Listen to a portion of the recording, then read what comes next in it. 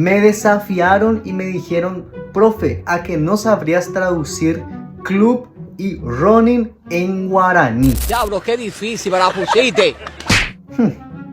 Hasuanare. ¡Ay, qué fácil!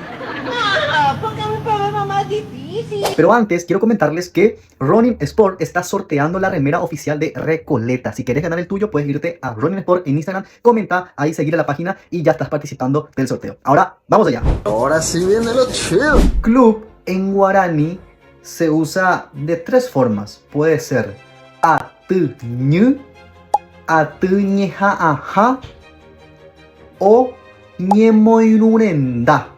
Pues claro, al final, si quieres decirlo en el español, como todo el mundo, lo decís directamente como club. Pero ahora ya sabes, ahora, la palabra ronin en guaraní, ¿cómo decimos? A ver, ronin significa al español correr. Y correr en el guaraní significa ñaní.